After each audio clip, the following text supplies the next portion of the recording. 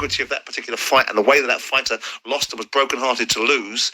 You get the authenticity of this sport, but why should British fans have to pay a premium because they can't watch the fight in the UK because it's been hawked off to the Middle East to be able to get a site fee? What type of premium we're talking about? Because a pay-per-view event is normal of what, 25 quid? Well, I don't see why there should be a premium.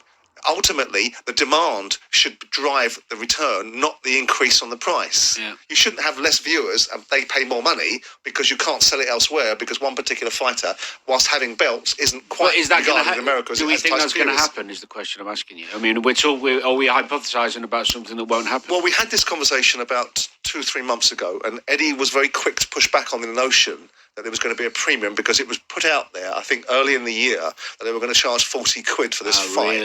Okay. He came back and said, I don't know where you've got this information from. It's not true. It won't be true. And it will be a fair representative price.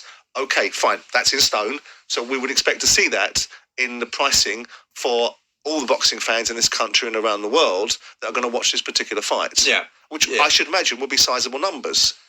In this country, the problem is... Do you not think they'll watch it in America? Well, the problem they've got with Anthony Joshua, my understanding of it is that Fury has made a name for himself in America. He went over and fought Deontay Wilder, built a reputation, went into the WWE, had a bit of a dance around there, got himself involved with a Mexican flag and did his Nacho Libre impression and built a bit of a following over there. Yeah. Anthony Joshua went over there and got put on his backside by Andy Ruiz. And if you look at the American fight fans, they don't really know that much about Joshua. As unbelievable as it is, they don't. And American fans are very insular. The heavyweight championship of the world was once upon a time their precincts. And now it's not and hasn't been for some time.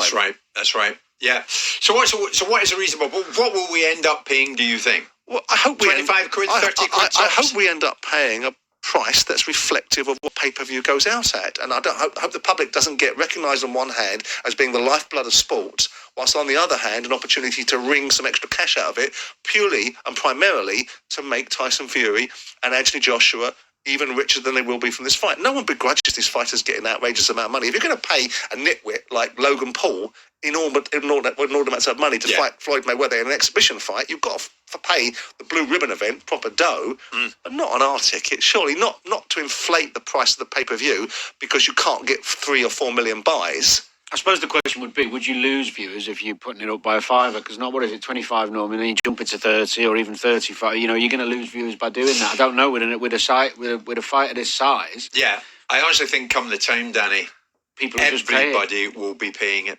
Everybody will want to watch it. Yeah, where's the cut-off? No, everybody will want to watch it. No, what you'll be getting, Jim, and I guarantee you'll be getting it, is you'll be getting IPTV lifting it and dropping on their piracy platforms and more people turning around and saying, I'll take it as a piracy broadcast rather than pay the premium.